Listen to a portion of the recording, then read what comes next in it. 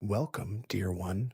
Tonight, we don't just listen, we learn through quiet stories, simple stories, like pebbles dropped in still water. The hall is dim, incense curls toward the ceiling beams, a wooden floor creaks beneath folded robes, shadows flicker across old stone, and someone sits in stillness waiting, but not for anything.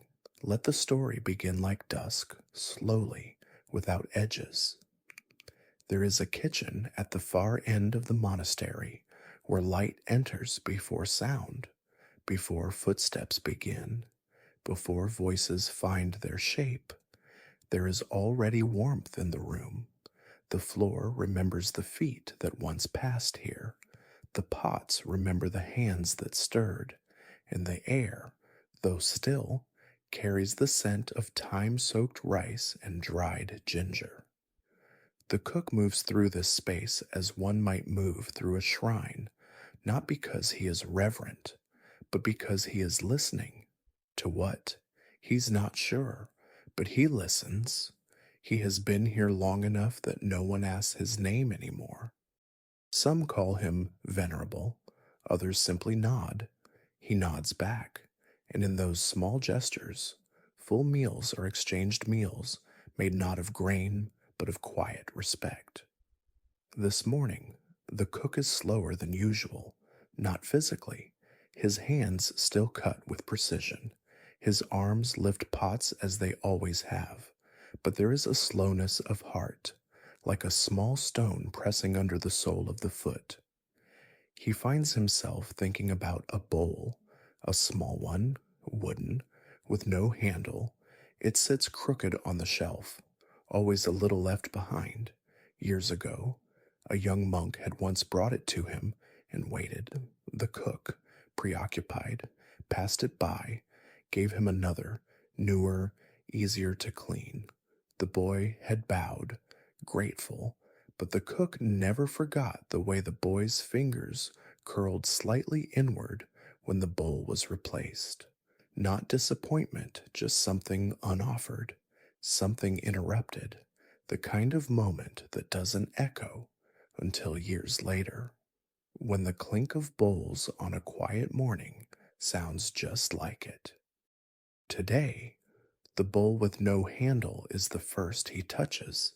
He rinses it twice, though it was already clean, and dries it slowly with the edge of his sleeve.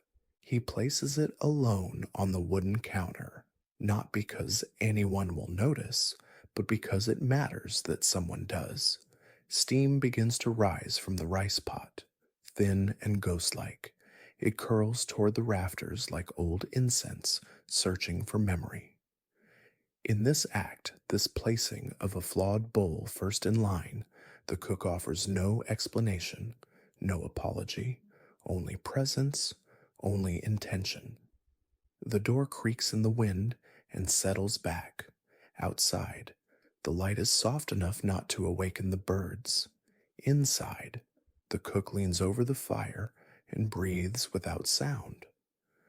The morning deepens without ever announcing itself.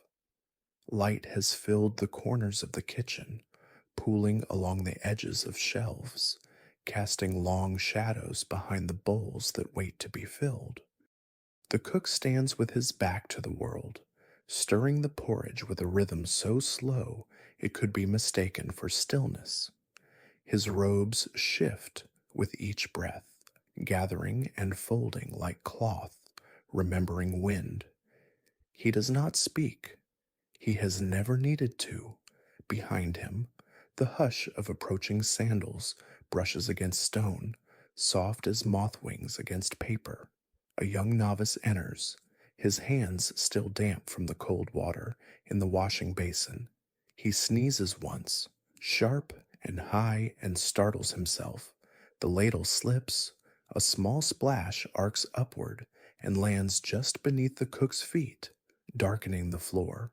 The old monk looks down, then up at the boy, who freezes in his tracks. For a moment, time holds its breath. Then the cook reaches slowly, so the boy does not think he is hurrying and sets down the ladle. He kneels, takes a cloth from his sleeve, and presses it to the wet stone. One breath, two. He does not look at the novice, not out of disregard, but because his hands are focused on listening. When the cloth lifts, the floor is clean again, and something else has been softened too. The novice bows in a jittery motion, embarrassed. The cook merely nods, as if to say, "This is nothing, dear one. You are not a problem to be solved." He returns to his task. The porridge bubbles with a sound like shallow rain against bamboo. He stirs, not to hurry it, but to feel it. The boy stays close now, waiting to assist, though he says nothing. The cook senses him hovering, notices the way the lad's shadow overlaps his own. Without turning, he lifts the next bowl from the counter. It's the one with the chip at the rim. Gently, he ladles porridge into it, not to the line, not neatly, just slightly more than needed.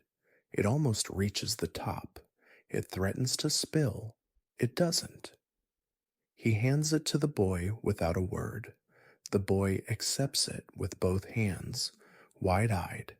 He walks more carefully than usual, as if what he's been given might spill something more precious than food.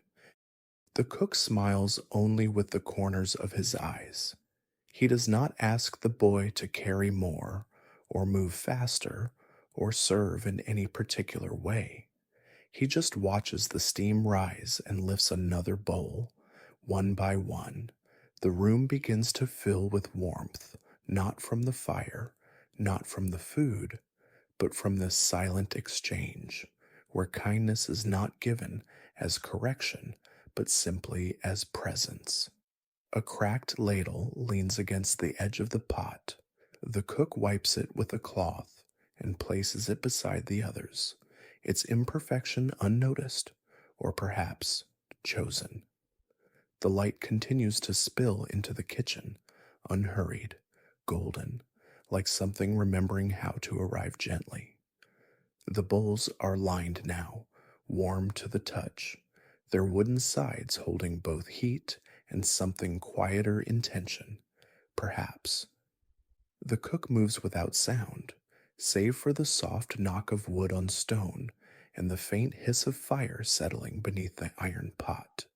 There is no hurry, there never is, but today something feels fuller, not heavier, just fuller. He reaches for a bowl near the end of the line. It is older than the others, its grain darkened with years of use. A crack runs along its base, not deep enough to leak, but deep enough to be remembered.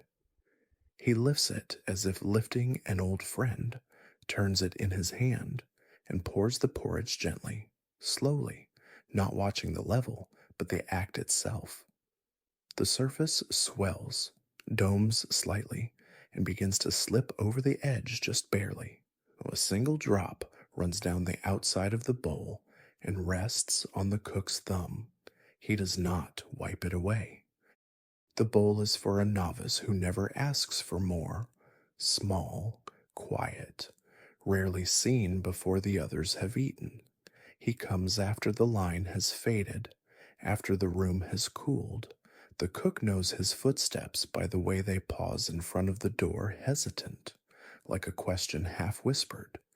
Today, before the others even arrive, the cook places the bowl off to the side, already full. No one sees, but when the boy enters later, unsure, the bowl is waiting. He picks it up as if surprised, as if this act being prepared for is too rare to accept without suspicion. His eyes search the room, but the cook is already turned away, washing a pot that needs no washing. The boy bows deeply, more with breath than with body, and eats in silence. The room is quiet now. The loud ones have gone. The wooden ladle sits in its place, cooling, and the fire has dropped to embers. Light from the high window cuts across the floor in a wide band, dust floating through it like snow that never lands. The cook returns to the counter, finds the same cracked bowl, rinses it gently. The water runs over the edge again. He lets it. In that moment, there is no waste, only giving, no lesson, only gesture, no authority, only humility. The wind moves against the far curtain, and the smell of warm rice lingers like memory. The cook looks down at the small puddle by his feet and does not clean it right away. It glistens there, a quiet mark of intention fulfilled, not too much, just enough to mean something. Outside, a bird sings a single note and does not repeat it. The sun has risen high enough now to catch the edge of the copper pot, casting soft reflections onto the kitchen wall like small ripples from a bowl stirred once and left still. The cook moves slowly, clearing the space without the need for instruction. Each cloth is folded, each ladle turned inward. In his rhythm, there is something more than routine there is noticing. He watches how steam no longer rises, how the fire's breath has quieted to a whisper. He listens to the stillness between sounds. A few bowls remain, untouched. He does not rush to store them. Instead, he returns to the hearth, kneels, and stirs the water in the second pot, though it does not need stirring. It has already boiled. He knows it, and yet he waits there, as if for something not quite visible. Minutes pass. The hall is quiet. No more footsteps. The scent of ginger and wood smoke has softened into the walls. Then, faintly, he hears them footsteps that do not want to be heard. The novice who had sneezed earlier appears again, slower this time, shoulders drawn in, gaze lowered. He's late. Perhaps he stayed behind to sweep. Perhaps he forgot. Or perhaps he simply lingered in the shame of interruption. He does not speak. He stands at the doorway with his hands folded, uncertain whether to approach. The cook lifts the ladle and pours a full bowl without a glance. It's still warm. He holds it out, steady, as if the boy had arrived exactly when he was supposed to. The novice steps forward slowly and receives it with two hands. His fingers tremble, just slightly. The cook nods not as approval, but as welcome. He does not scold, does not ask. He only waits until the boy has sat down near the wall and begun to eat in quiet. The pot steams faintly again, though it has not been stirred in some time. Light plays along the rim of a silver spoon resting on a folded cloth. The cook sits beside the fire now, his hands resting in his lap. He watches the boy eat, not closely, just enough to witness. The sound of the spoon tapping gently against wood blends into the breath of the room. No words are needed. Sometimes presence is not about being early, or prepared, or precise. Sometimes presence is about waiting an extra minute so someone else doesn't feel late. A kindness like that doesn't live in the instructions of a schedule, but in the spaciousness of a heart that has let go of the clock. Outside, the wind passes low through the reeds. The curtain lifts once, just enough to let the scent of earth inside. The cook remains seated. The boy finishes his meal and quietly sets the bowl near the door. For the first time, he looks up and meets the cook's gaze, not long, not direct, just enough to be seen, and in that glance, The day begins again. The bowls have been cleaned, the ladles stacked, the cloths rinsed and hung to dry on the line that stretches just outside the back window, where the sun now rests gently on the edge of the stone basin. The cook moves with no more urgency than a leaf drifting toward water. His breath is even, and his body carries no trace of the long morning, no stiffness, no fatigue, only stillness. The cracked bowl is in his hands again. He washes it, though it needs no washing, runs his fingers along the grain as if reading something old, something already known. When the water overflows the rim, he lets it. The cup, after all, was always meant to overflow. That was the point.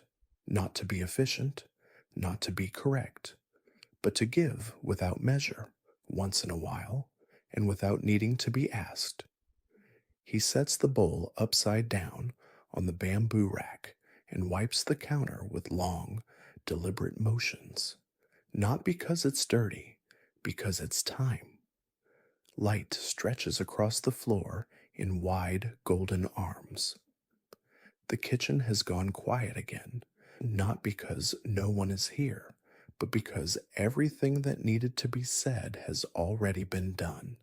The pot, the ladle, the bowl with no handle, they have each played their part in a teaching offered not through words, but through gesture, through waiting, through warmth, through letting just enough porridge spill to remind someone that they were seen.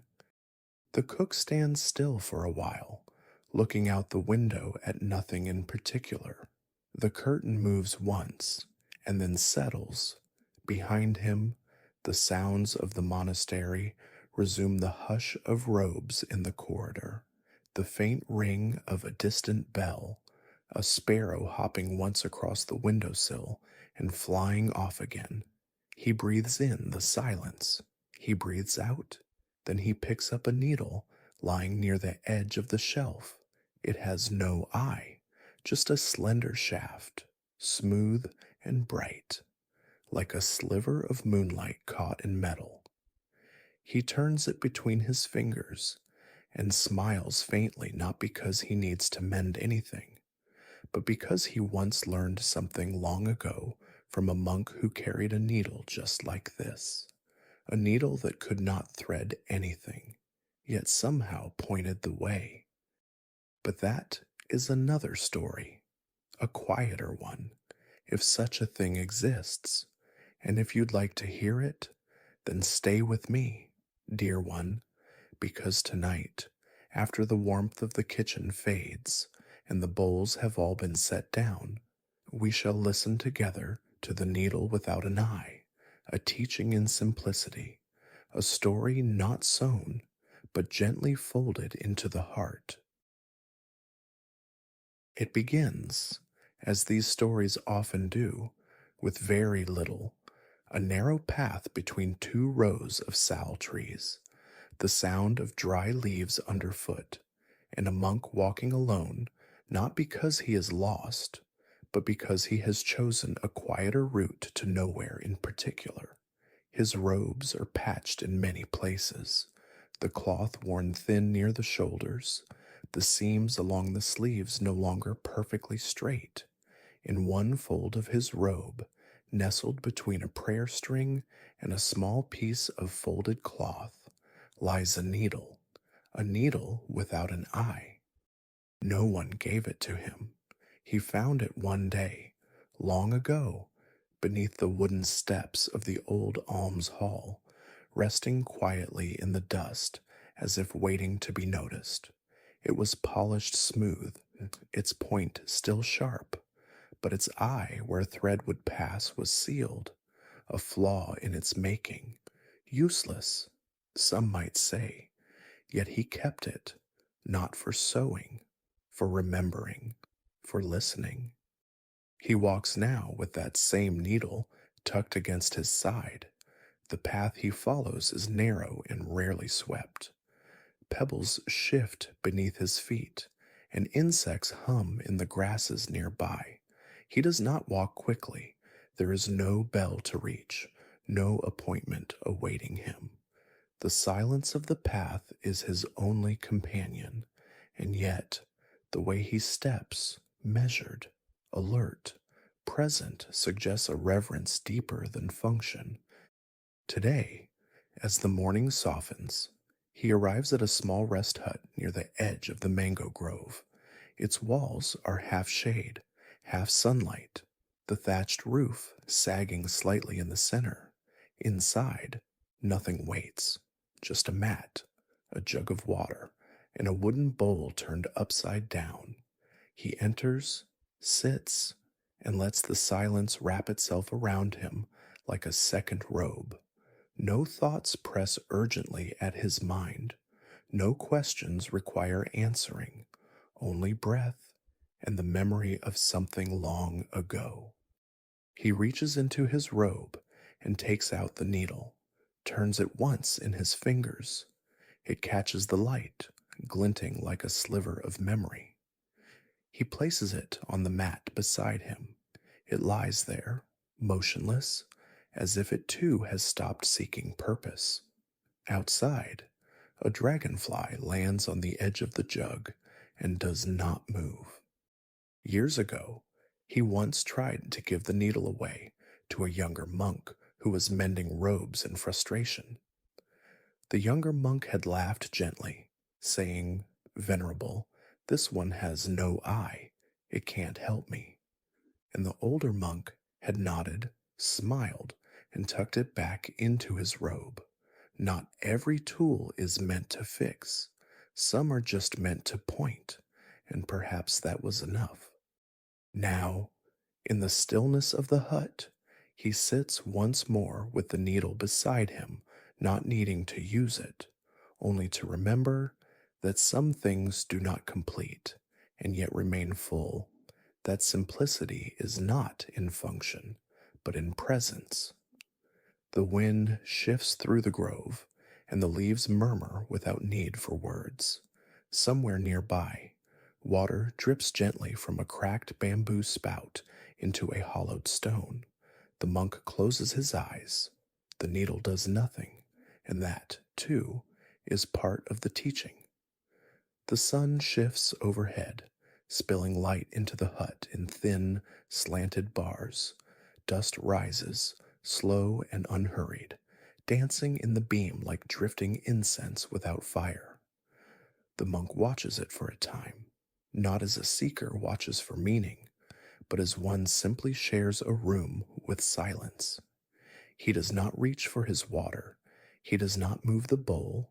He lets the moment steep like tea in an untouched cup.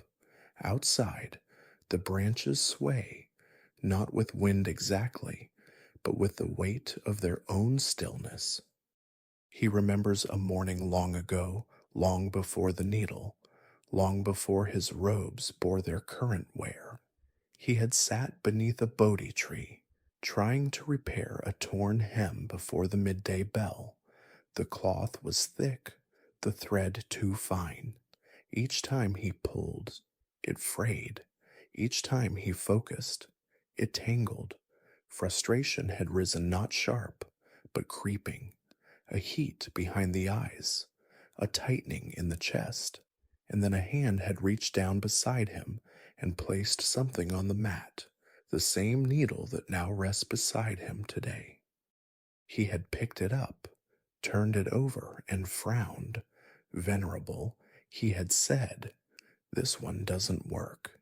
It's closed."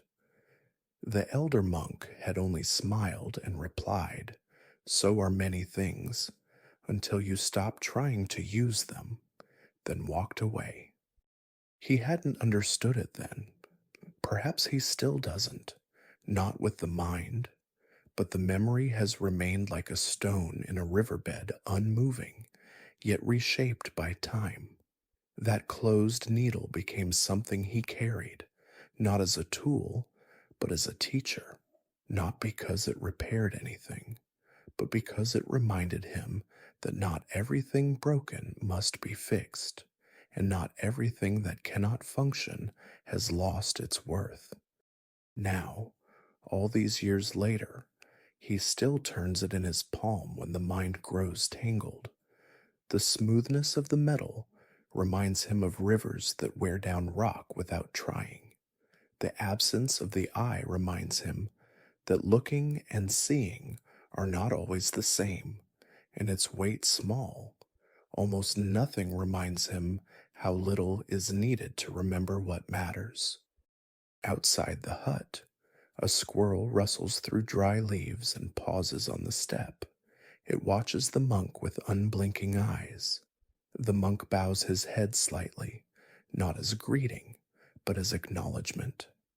A bird calls from deeper in the grove one note, then silence. The monk listens, then lowers the needle to the mat again, where it catches no more light, just shadow. Somewhere inside him, something unclenches. No great realization, no sudden peace, just a quiet softening, like dew slipping from a leaf into earth.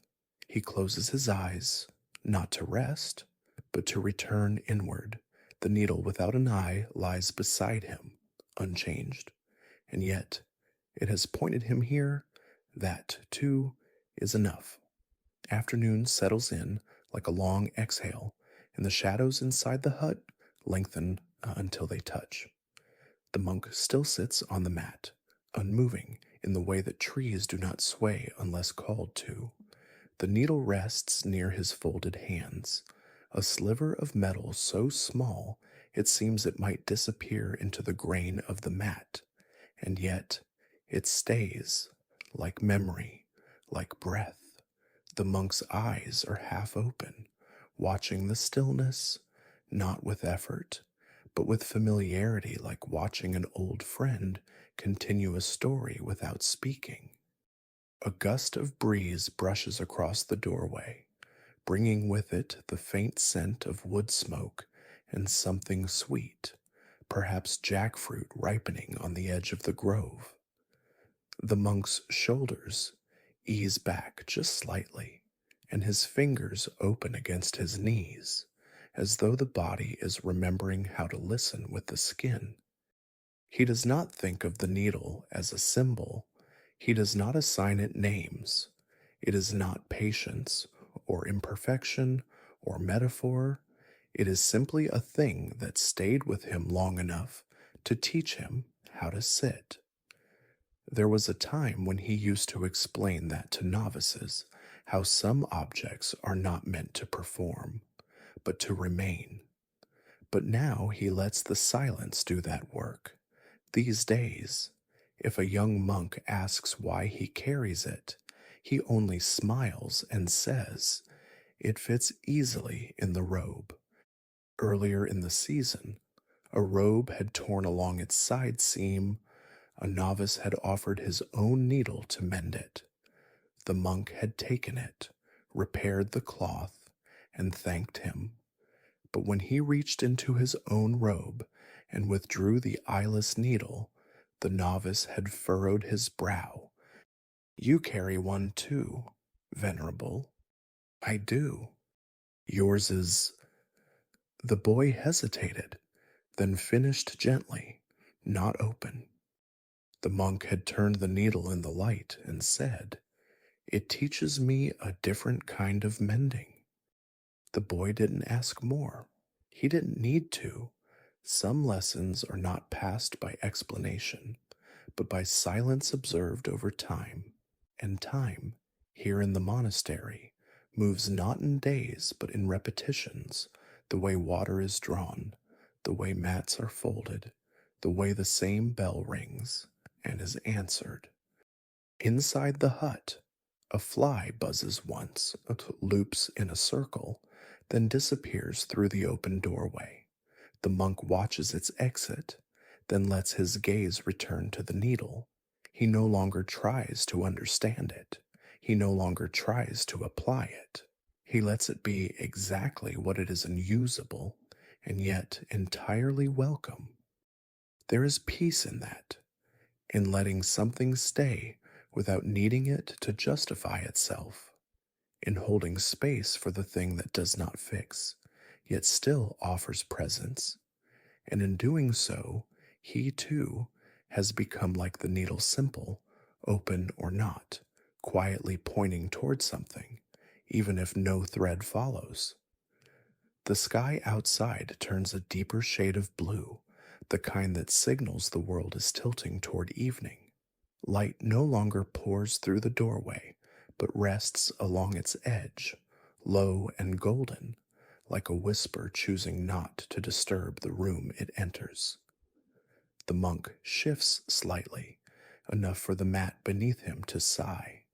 He lifts the needle again, not to examine it, not to reflect simply because his hand remembers the gesture.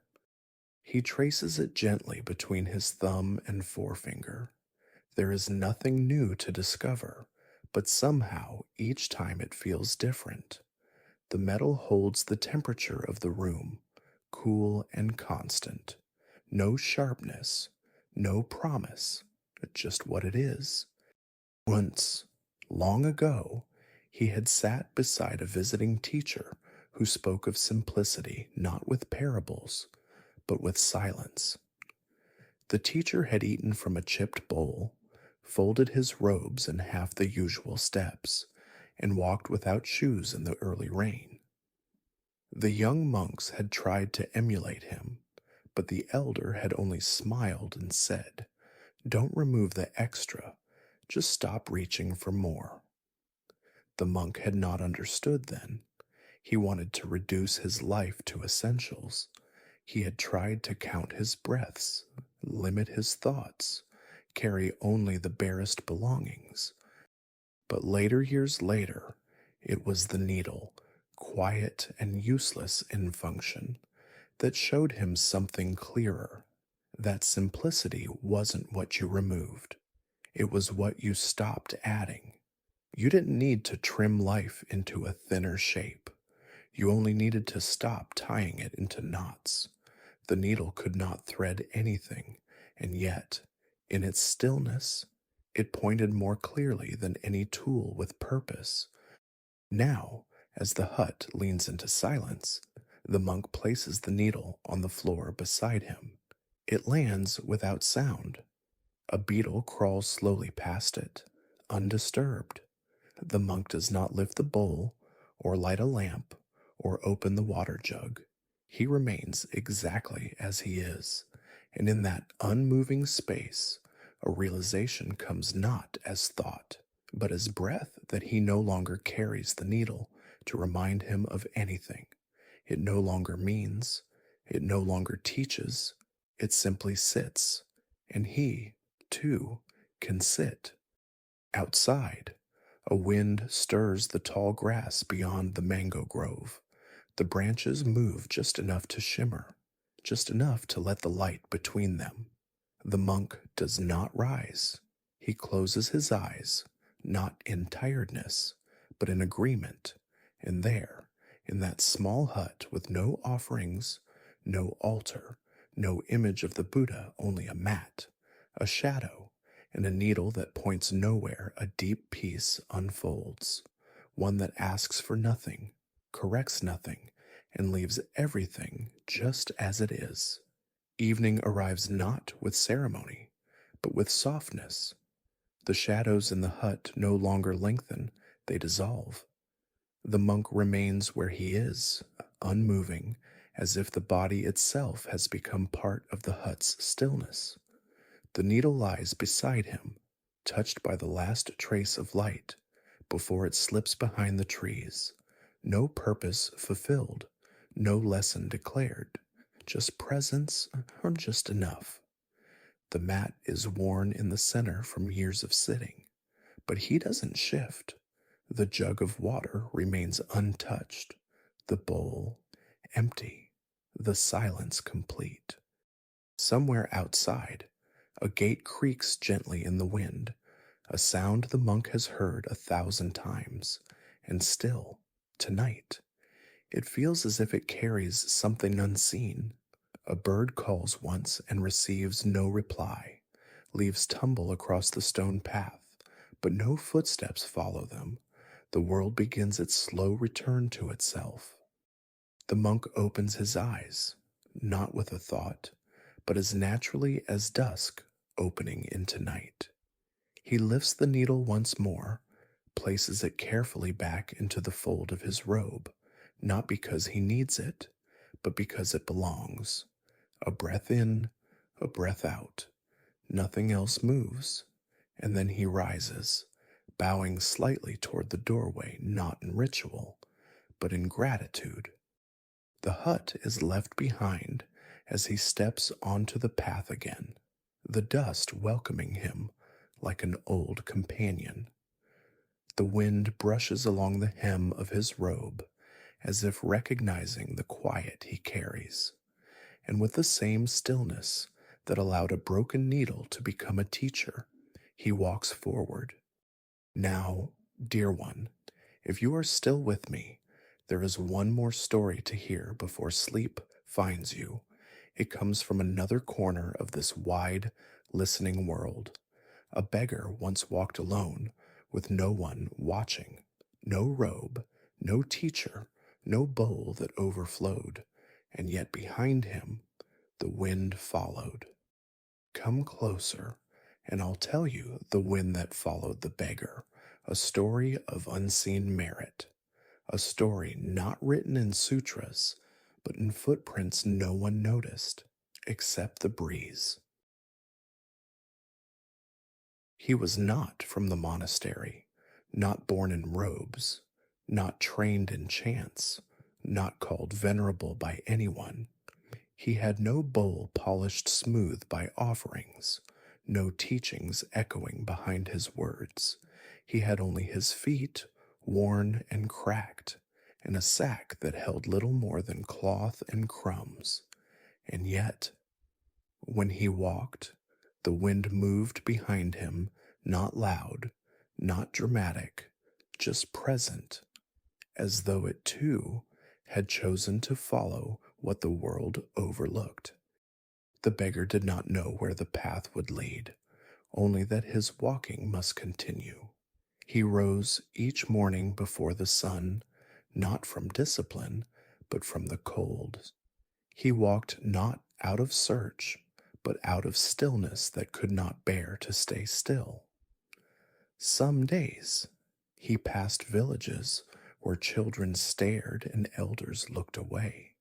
Other days there were only trees and the sounds of leaves whispering secrets they would never repeat. He spoke to no one. He bowed to the ground when no one watched. He picked up fruit left to rot beneath trees and turned it 3 times in his hands before taking a bite. He never asked. He only received what the road gave and left what little he could, in return a cleaned step, a quiet blessing, a trail of footprints softened by the wind. Once, near a bend where the river bends away from the mountain, he paused, not because he was tired, but because a bird had fallen from its nest. Its wings moved faintly, unsure whether to try or surrender. The beggar knelt beside it, placed his sack beneath the lowest branch, and waited. The mother returned before the hour passed. He did not watch her take the bird back. He was already walking. Behind him, the breeze shifted directions, sweeping low and curling in slow arcs across the path he'd just taken. Villagers said the wind that day was strange. It circled the mango trees. It rang the temple bell before anyone touched the rope. It knocked 3 petals from the shrine flower, just 3, and left the rest. The beggar never heard this.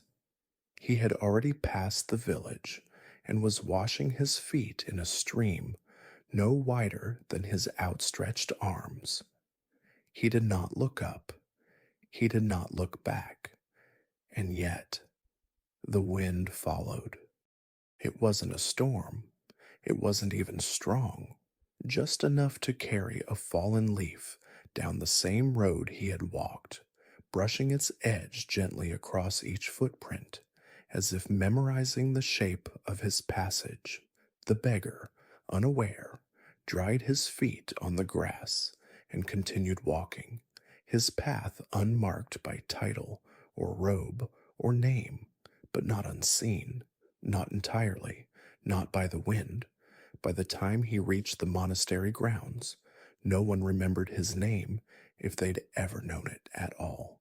He arrived not with a request, not with an offering, only with the dust of many roads folded into the creases of his sleeves.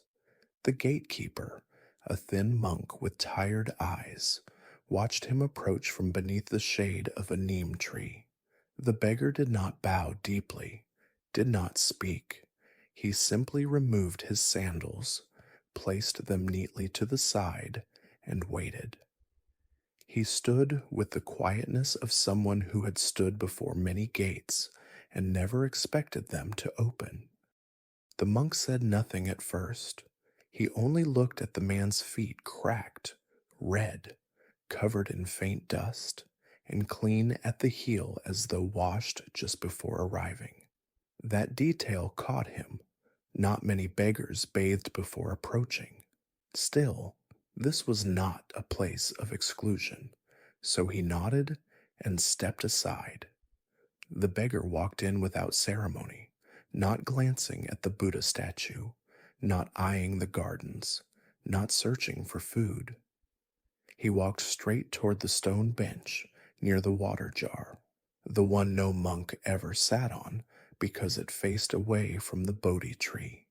He sat, cross-legged, and closed his eyes. Hours passed. The monks swept. The novices chanted. The bell rang and echoed across the courtyard, and still the beggar did not move. A fly landed on his arm.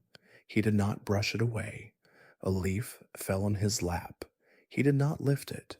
Only the wind moved, circling gently around the edge of the bench, lifting the hem of his cloak, brushing his hair like a mother brushing back strands from a sleeping child's face. By the time someone approached to offer him water, the jug had already been poured by another. No one remembered doing it. The cup sat beside him, filled. The beggar did not drink it. He only opened his eyes once, looked toward the sound of the birds gathering near the bamboo grove, and then stood. He bowed not to anyone, just to the space, to the bench, to the wind, and then he left. It was only later, as the monks swept near the bench, that someone noticed the area around where he had sat was cool, not cold, not damp, just quietly cooled, like shade that remembers mercy. The dust there had not settled. The leaves around the base of the bench had arranged themselves in a gentle spiral, though no wind had passed through since the beggar had gone. One monk smiled, another looked upward. No words were exchanged, but for a long time afterward, no one sat on that bench, not out of reverence, but because it felt occupied. The beggar was gone, and yet the wind still touched the edges of his footprints for days. Not enough to stir the trees, just enough to remind those who watched carefully that some merit does not wear robes, and some blessings are carried on the breath of those who never speak them aloud. The beggar walked beyond the gates as he had come, without announcement, without destination. The path curved gently toward a cluster of sugar palms, and behind him, dust lifted and fell again, as if reluctant to let him go. The wind that had followed him through the village and the monastery did not abandon him now. It trailed just behind his shoulders, never in front, never rushing, moving as he moved, pausing when he paused, invisible but companionable, like a loyal dog that needed no leash. He came upon a farmer bending low in a flooded field, struggling to lift a stone that had shifted beneath the soft earth. The man's knees trembled with strain, sweat trickled down his back, and no one nearby noticed. The beggar did not speak. He knelt beside him and pressed his palms into the mud. Together, they moved the stone not quickly, not perfectly, but together. The farmer did not ask who he was. When it was done, they bowed slightly to each other. Nothing more passed between them. The beggar stood, rinsed his hands in the same water used to irrigate the rice, and walked on. The wind came a little stronger then, not harsh, but purposeful. It rustled through the banana leaves, tugged gently at the prayer flags hung from a nearby hut, and sent a few petals scattering from a shrine that no longer received many visitors. An old woman looked up from where she sat grinding herbs and squinted at the road. She saw the beggar's figure just before it turned the bend, and though she had never seen him before, she stood and placed her palms together without knowing why. In another village, he passed a mango tree where children had gathered, watching a bird with a broken wing struggle in the grass. They debated what to do. None dared to touch it. The beggar did not speak. He stepped into their circle, lifted the bird carefully with both hands, and carried it to the shade. With a twig and strip of cloth, he formed a gentle splint, resting it among soft leaves, away from trampling feet. Then, wordlessly, he stepped away. The children stood in silence. One boy whispered, "Was that a monk?" Another answered, "No, just someone kind." That night, winds moved through their village in slow arcs, ringing chimes that had not sung in weeks. Windows clicked open without force. Smoke from cooking fires lifted upward, undisturbed. A calm settled over the night, not heavy, not strange, just noticed. The kind of peace that doesn't call attention to itself, yet makes one pause before speaking. The beggar lay down beneath a tree just beyond the rice paddies. He did not pray. He did not bow. He simply rested, hands folded over his stomach, eyes open to the stars. The wind settled beside him, not as a breeze now, but as quiet warmth in the grass, and somewhere between the rustle of leaves and the hush of sleeping fields, the earth whispered its thanks not loudly, but in a language he had always understood. Before dawn, he was already walking again. No destination, just the forward rhythm of steps that did not ask where or why. Mist clung to the earth like a memory not yet released. The road curved gently along a lotus pond, still sleeping beneath its own reflection. Frogs croaked low and slow. The beggar stopped only once to lift a small snail from the center of the path and place it carefully in the shade, safe from the coming sun. He smiled, not to the snail, not to himself, just smiled, then walked on. In a village farther east, a sick man sat slumped beneath a Bodhi tree. His cough came in fits, dry and tired, and his eyes were glazed with days of fever. The people passed him quietly, offering him space but not presence. He was not cruelly ignored, only treated like something that would soon pass, like the season's final rain. The beggar saw him, sat beside him, said nothing. He removed his own cloth sack and used it to prop the man's head. He reached into it and pulled out the one remaining fruit. He had a guava, speckled and soft, and gently placed it in the man's hand. The man did not thank him, he only wept, but so faintly the tears seemed more like a shimmer of breath on skin. The beggar stayed until the man slept, then he rose and continued on, barefoot, sack empty. And again the wind followed. But this time it did something else. It moved ahead just slightly. It went to the nearby temple and stirred the offering cloths. It swept through the market and rustled the coin bowl of a merchant known for tight hands. It brushed across a novice sweeping the yard, lifting a corner of his robe just enough to make him pause and look up. No one spoke of it, but all felt it, that something had passed through, not a figure, a presence. The air itself seemed humbled, not stilled but softened, and within that softness, people paused mid-step, mid-sentence, mid-thought, and found themselves breathing differently. The beggar reached a forest path where no monks walked, where no villagers came, just earth, just stones, just trees. The wind hushed its sound now, trailing not beside him, not behind, but through him, as though it no longer followed. It moved with him, as if there had never been a difference. And in that breathless hour, when neither sun nor moon owned the sky, the beggar came upon a broken gate, fallen long ago, covered now in moss and vine. He stepped over it, sat beneath the leaning arch of a tamarind tree, closed his eyes, not to meditate, not to rest, just to be.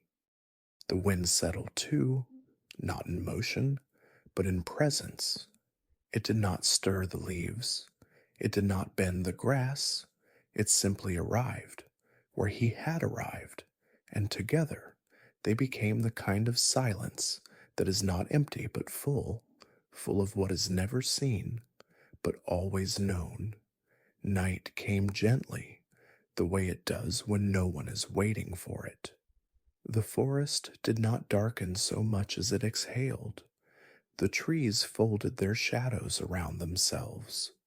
The stars did not rush to appear. They arrived the way the beggar always had, unannounced, unneeded, and yet somehow perfectly placed. He sat beneath the tamarind tree, legs tucked loosely beneath his robe, hands resting palm down on the earth as though holding nothing and everything. The wind no longer moved around him. It did not rustle the grass. It did not lift his cloak. It rested, not because it had reached its destination, but because it had found no need to go farther. The beggar's eyes remained closed, but his breath slowed into something indistinguishable from the hush of the forest itself. He was no longer listening. He had become the thing that is listened through. And so the wind stayed, not as servant, not as companion, not even as witness. It stayed as silence stays when a story is complete, but not yet closed. The next morning, the path held no footprints. The grass was undisturbed. Some say he had risen before first light. Others say he had vanished without sound. A few believe he never left the tamarind tree at all, but that the wind still moves there, gently, when no one is watching. No one built a shrine. No one told his name. But for many years, whenever a stranger offered help without being asked, or left food without taking credit, or bowed to something no one else could see, monks would nod quietly and say, "Ah, perhaps the wind remembers him." And now, dear listener, if your breath is still with me, if your heart has not wandered far, we may continue. because tonight there is yet another quiet doorway waiting in the dark, one you cannot push, one no hand may open, a door that listens more than it moves, a door that belongs to no room. Come, sit with me in the hushed corners of a long forgotten place. Let me tell you, the door with no handle, a night in the old storehouse, a story where no one enters, and yet everything is let in. It sat at the far edge of the monastery grounds, where even the grass forgot to grow, an old storehouse leaning gently to one side, its roof held together more by memory than by wood. The walls had darkened with time, not from smoke or fire, but from silence, silence that had thickened year by year until it stained the grain of the boards like soot that never touched flame. No one used the storehouse anymore.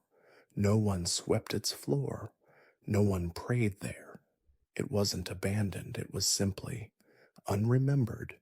Yet still, there was something unusual, a door on its front wall, weather-worn and splintering, shaped like any other except it had no handle, no knob, no latch, just wood, just presence. It had always been that way. The older monks said no one recalled a time it had ever opened, nor a time it needed to. But one evening, as dusk gathered like breath behind the mountains, a young monk found himself standing before it, not with intent, not with instruction. He had wandered after evening meditation, his mind still turning with questions he hadn't dared to speak aloud.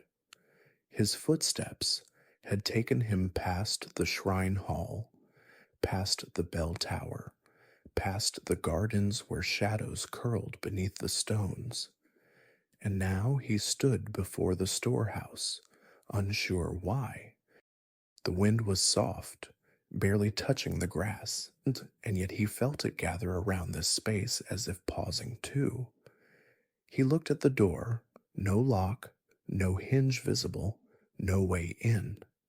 Still, something in him stilled, as if the silence behind that door knew him, as if it was waiting not to be opened, but to be sat with.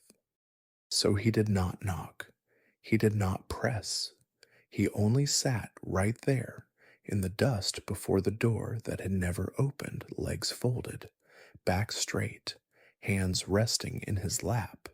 He didn't know what he was doing, only that it felt right, like listening, like remembering something he hadn't known he'd forgotten. The air cooled around him. The last light of day slipped behind the beams overhead, and in that deepening quiet, the old door before him, though unmoving, though untouched, seemed to breathe, not with sound, but with recognition. He did not try to speak. He did not try to solve the door. He only breathed, long, soft, whole. Inside the storehouse, nothing moved, and yet something heard.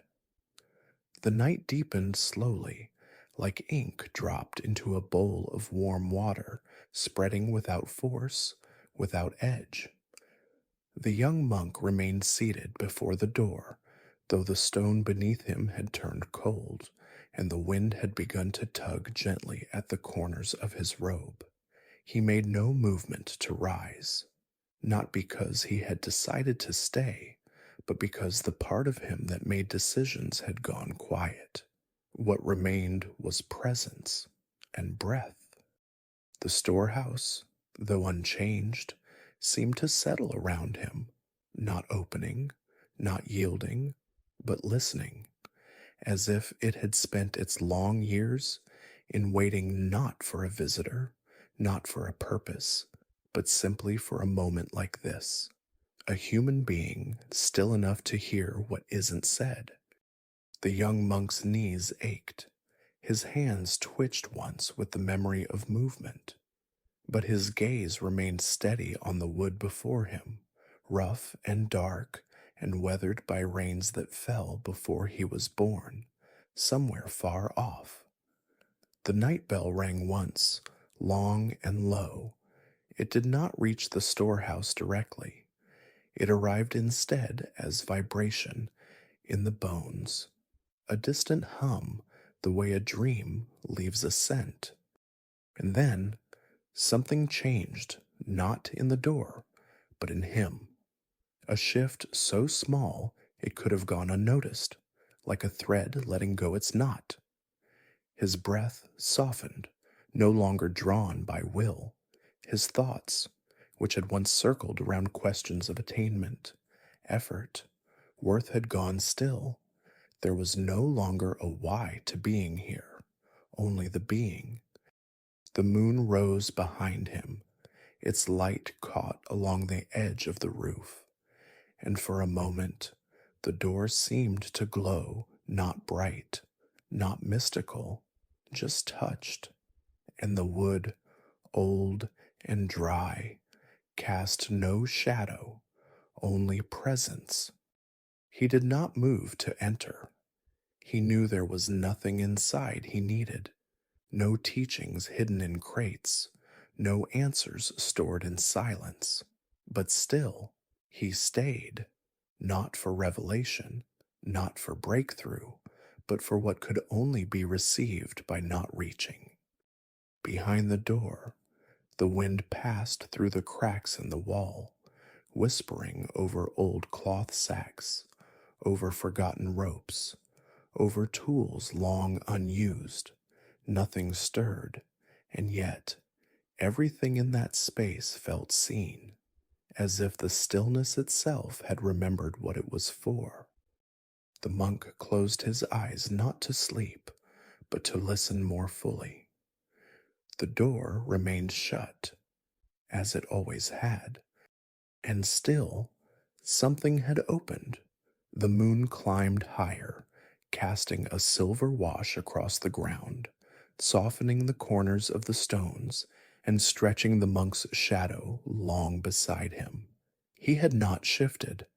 The ache in his legs had quieted, not because it had left him, but because it no longer required resistance. Pain had become part of the floor, part of the stillness, part of the body that now felt less like his and more like something resting where it belonged. The door loomed gently before him, not in size, not in structure, but in presence. It did nothing. That was its power. It offered no handle, and in so doing, asked for nothing. It did not deny, and it did not grant. It simply remained, and this, more than any sermon, made the monk weep. Not loudly, not even with tears that fell, but with the kind of weeping that lives beneath the ribs, a slow breaking open that feels like returning home to something one never knew they missed. A breath escaped him, long and low, as if his whole body had finally exhaled the questions he'd carried since the first day he knelt in robes. Why strive? Why enter? Why understand? The door answered with silence, so complete it became kindness. In the stillness of that hour, a single moth drifted down from the rafters and landed near his shoulder. He did not flinch.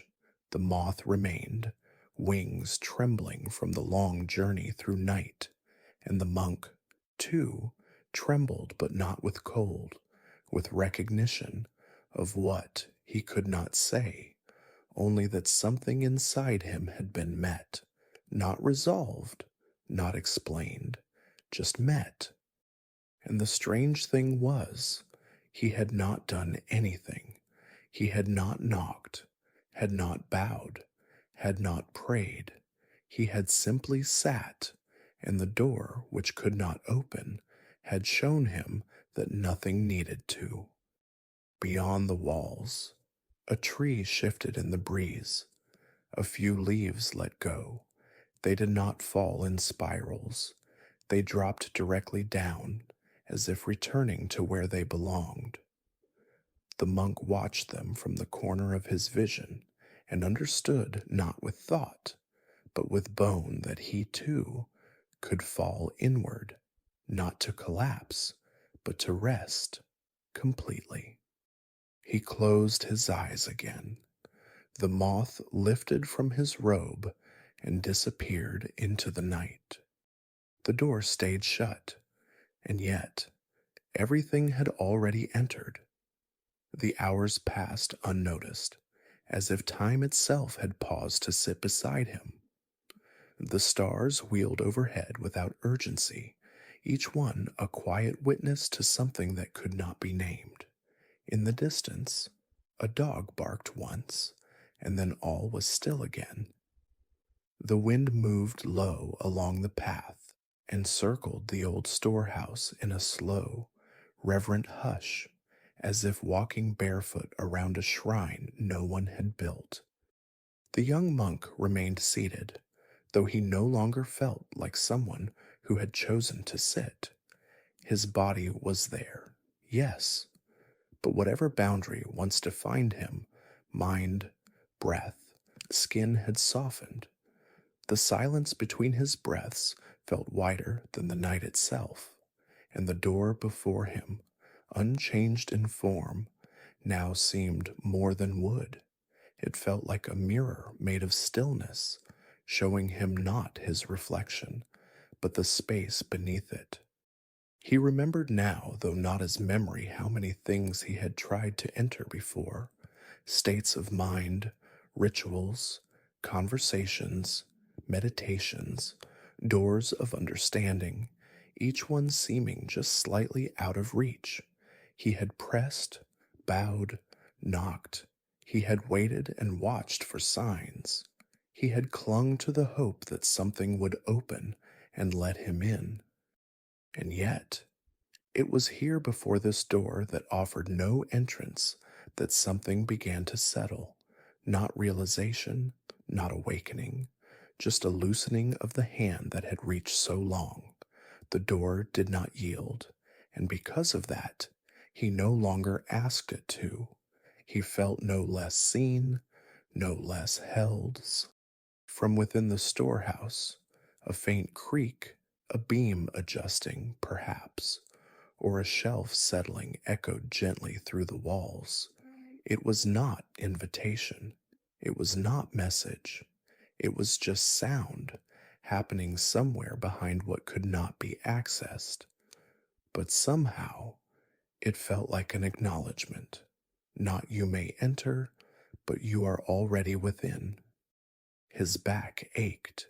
His shoulders trembled slightly from the stillness, but his mind, usually busy with scriptures and comparisons and the echo of teachers' voices, was quiet now, not silent in emptiness, but full of everything that didn't need to be said.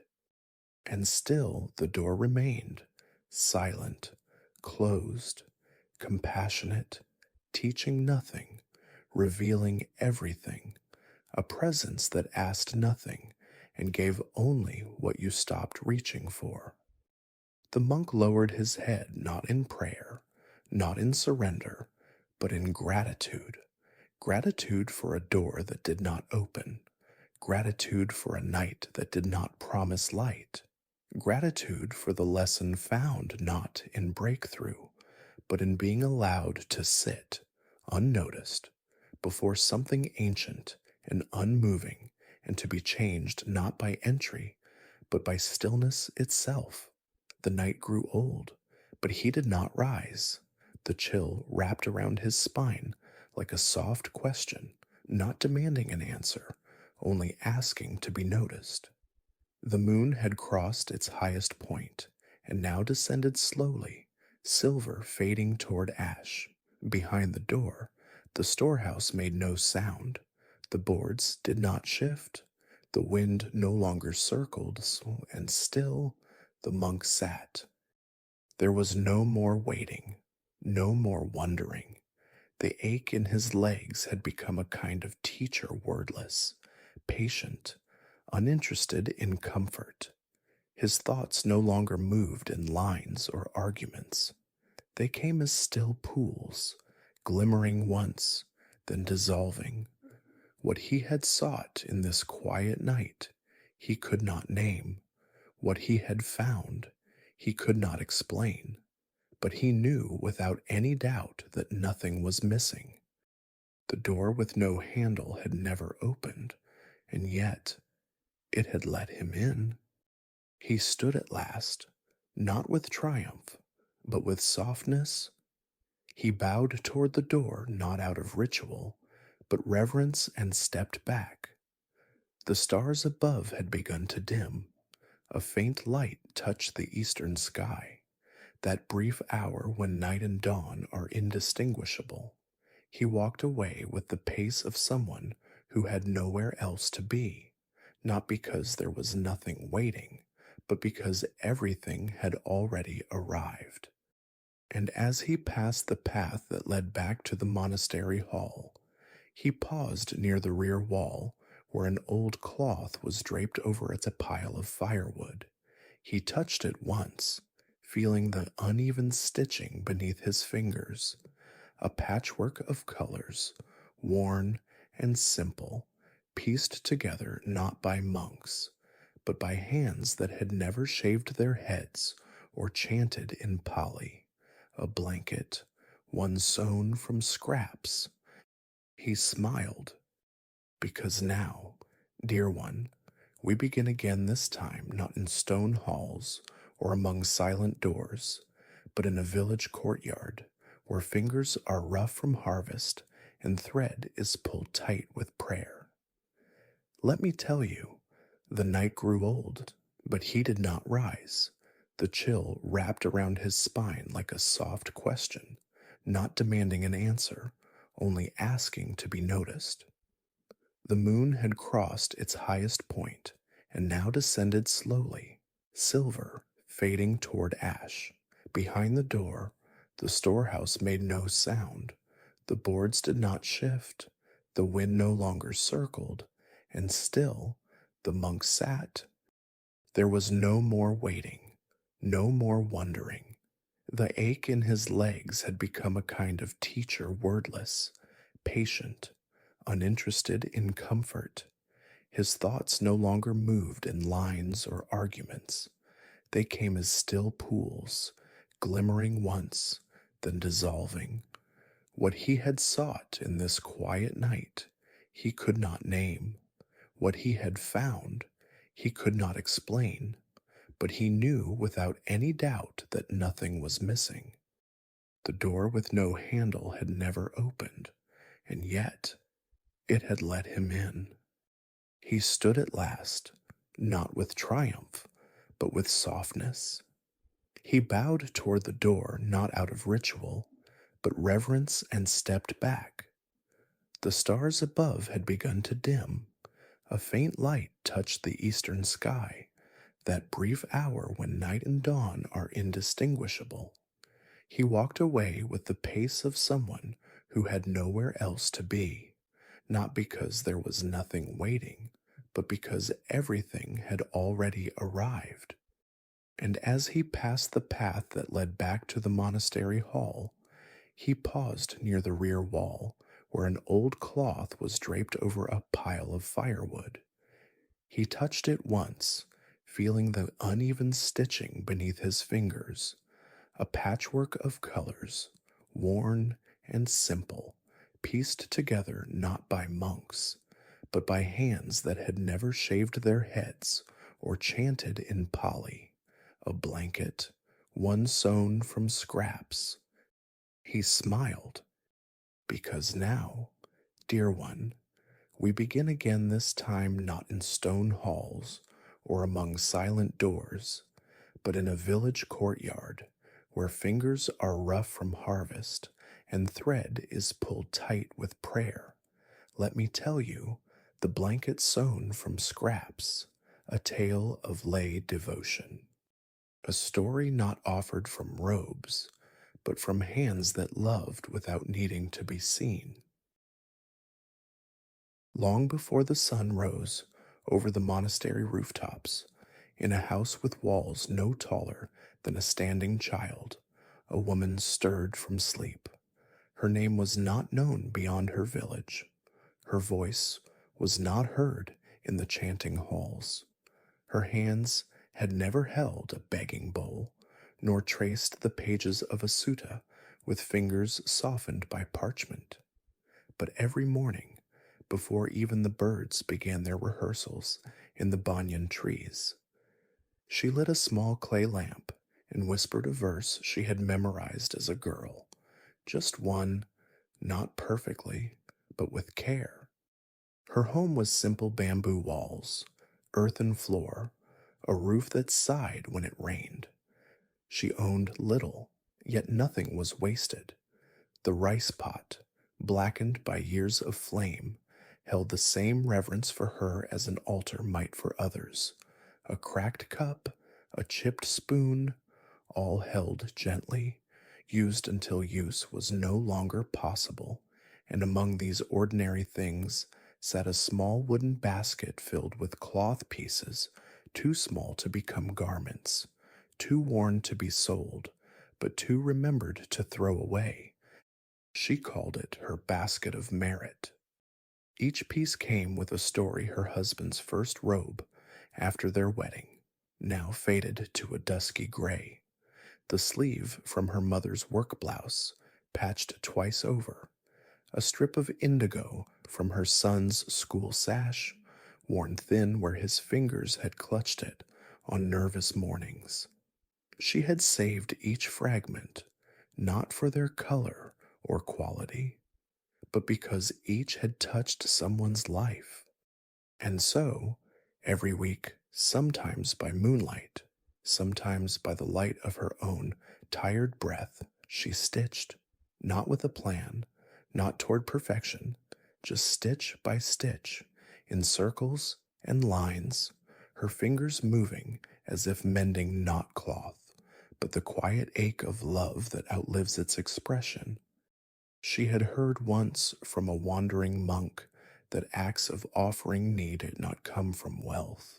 Even a thread, he had said, if given with a pure heart, carries the weight of mountains. She remembered that, held it like a seed, watered it with her own breath. The blanket grew slowly, uneven in shape, softer in places, louder in color where brighter cloth had refused to fade. There was no symmetry, no order, and yet something in its form felt whole, like kindness gathered without judgment. She never planned to keep it. That was never its purpose. It was always meant to warm someone she would never know, someone who might sleep beneath it and never think to ask where it came from.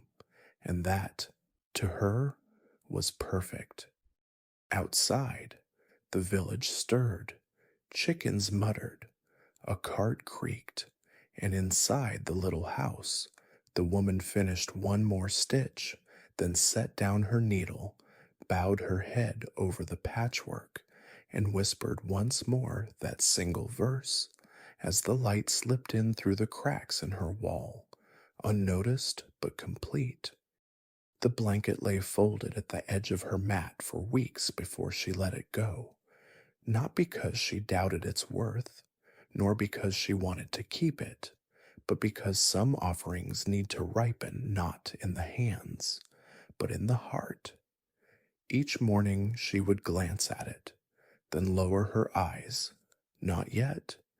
Each evening, as the oil in her lamp dwindled, she would run her fingers along the seams, feelings where the stitches had pulled too tight or where the fabric had frayed beneath the needle. But still, she waited, not for a sign, just for readiness. One day, the clouds opened above the village, and rain swept through like an old friend returning. The river swelled, the alleyways ran with red clay, and the monks from the hillside monastery came down barefoot, robes hitched, bowls held beneath small pieces of cloth. She stood at the doorway, watching, not hurrying, not calling out. Among the monks was one she had seen only once before, years back, older now, thinner, with a robe patched neatly at the elbow. He walked slower than the others, not behind, just without need to arrive. When he passed her gate, his bowl already half full of rice and roots, he paused not out of expectation, but respect, and she knew, quietly, without drama. She stepped inside, took the blanket into her arms, and held it as one might hold something that had once breathed. She walked out barefoot, bowed low until her forehead touched the wet stone, and placed the bundle into his hands. The monk did not unfold it, did not ask. He only bowed back. There were no words between them. The blanket rested in the crook of his arms, like a child sleeping through stormlight. And then he walked on. The rain softened. Her hands, empty now, felt warm. She did not watch him go. Inside her home, the basket was not empty. Scraps remained. The thread still curled like a sleeping vine near her pillow. She smiled, not because something had ended, but because something real had happened without witness, without name, a gesture not recorded in scriptures, not taught in sermons, just a quiet woman in a quiet home, giving what she had. Outside, the clouds lifted slightly. A bird called out once and was answered. And in a storeroom far up the hill, when the monks returned that evening and opened the folded gift to dry it near the fire, none of them spoke. They simply looked, not at the colors, not at the craft, but at what had been sewn into every line: care without display, devotion without condition, love not seeking heaven, but already shaped like it. The fire crackled, the blanket dried, the rain moved off into other villages, and behind the storeroom door, the scent of smoke and cotton drifted upward like prayer. Days passed. The blanket, now dry, was folded again, not tightly, not with sharp corners, but with the softness of something meant to be touched. It rested on a high shelf in the storehouse where offerings were sometimes placed before being passed on. There were robes there too, and jars of ghee, small satchels of salt, and pots patched with clay, things given without asking, things offered by hands that would never ask for thanks. No one claimed the blanket, no label named its maker, but those who saw it knew this had not come from a shop, nor from a pair of idle hands. Its uneven edges, the faint scent of wood smoke, the patches of color where the fabric had once wrapped around life, these told a story that needed no words. On the third day, an elder monk quietly took it down from the shelf and carried it to the novices' hall. One of the younger boys had fallen ill, his fever stubborn, his sleep restless. The weather had turned cold that week, the wind creeping through the window, cracks like unanswered questions. The monk sat beside the boy and, without explanation, draped the blanket over him. The boy stirred once, then breathed more deeply, his fists unclenched, his brow softened.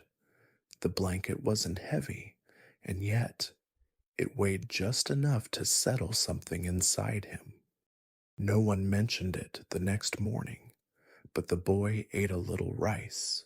That night, he slept without stirring, and when asked if he remembered dreaming, he said only this: "It felt like someone was still holding it while I slept." The elder monk said nothing, just smiled and nodded, and turned back toward the storeroom, where the shelf now sat a little emptier, a little fuller, both at once. And in a village beyond the hills, the woman returned to her basket. She did not start another blanket immediately. She was tired, but that evening, as the sun slipped behind the tamarind tree, she took a torn sleeve from the basket and smoothed it across her lap. One stitch, two. She wasn't in a hurry. The lamp flickered beside her, somewhere far away. A boy slept soundly beneath the weight of something made from pieces, and somewhere even farther, unseen, the merit of the moment rose like breath through fabric stitched not into heaven, but into now. She did not speak of the blanket to anyone, not to her neighbors, not even to her grown children, who returned from the fields each week and sometimes asked why she still kept the old basket beside her sleeping mat. She would only smile, hands resting gently in her lap, fingers faintly stained with thread dye and turmeric. It wasn't secrecy, it was stillness, the kind of stillness that wraps around an act once it has been offered fully and without remainder. Some nights, as the wind moved through the trees outside, she imagined the blanket resting over someone, not who, not where, just someone, a stranger, warmed by cloth that once held the shape of her memories. She did not picture their face. That wasn't needed. It was enough to know the warmth continued. And slowly, the basket filled again. Not because she went looking, but because life kept giving. A torn sarong from a neighbor who passed away last harvest. A sleeve from a girl who had outgrown her school dress. The edge of a monk's discarded robe, offered quietly by the temple steward who swept the floor near the storehouse. None of it was beautiful, none of it matched, but all of it had been worn touched by weather, by joy, by effort, by grief. She stitched when the house was quiet. Her hands moved slowly, not as they once had. The needle shook sometimes. Her eyes watered in the lamplight, and yet the pieces came together. Some stitches were tight and straight, others wavered like ripples in a pond. She left them as they were, because it was never about symmetry, it was about presence. One afternoon, while she sat outside threading a dull needle with new cotton, a girl from the village approached with a cloth bundle. She was shy, young, not yet used to offering. She placed it wordlessly beside the basket, eyes lowered, and turned to leave. The woman reached out not to stop her, but to gently press her hand in thanks. Nothing was said, but the girl did not forget that moment. That night, the woman added the fabric to the growing patchwork. As she worked, she thought not of temples or merit or rebirth, only of hands. So many hands that had worn, held, carried, so many hands that now unknowingly contributed to this quiet continuation of care. And somewhere, beyond all knowing, the first blanket softened now by use, and time still rested over sleeping shoulders. Its edges frayed, perhaps, its colors faded, but the warmth remained, not from the fabric, from the way it had been made, from what had been given when no one asked and no one saw. And now another one was coming together. Slowly, gently, as all true offerings do. The second blanket was never finished in a rush, like water shaping stone. Her fingers moved slowly, day by day, piece by piece, guided not by pattern, but by feeling. She no longer counted how many patches it held. Some squares were stitched tightly, others loose, some nearly transparent from years of wear, but all had been touched by life, and as she sewed, she whispered blessings into the thread not spoken aloud, not memorized from any scripture, but born in breath, one for a stranger, one for someone grieving, one for someone who would never know who had sewn for them. On the day she finally folded it, for the last time, she didn't plan to bring it to the temple. She simply sat with it in her lap while the midday heat shimmered through the shutters. Her hands rested gently on the topmost patch, a faded blue scrap from her youngest son's old school sash. It was frayed now, but her fingers remembered it smooth. That evening, without ceremony, she walked up the slope that led to the monastery and left it outside the storehouse door. No note, no offering card, just the blanket, folded like a prayer too soft to speak. The wind picked up gently as she turned away, lifting one corner of the fabric before laying it down again. She didn't look back. Inside the storehouse, the old wooden shelf waited in silence. When the monks found the blanket the next morning, they did not ask where it had come from. They only paused, together, and bowed not toward the cloth, but toward the unseen hands that had touched it into being. That night, someone new arrived at the monastery gates.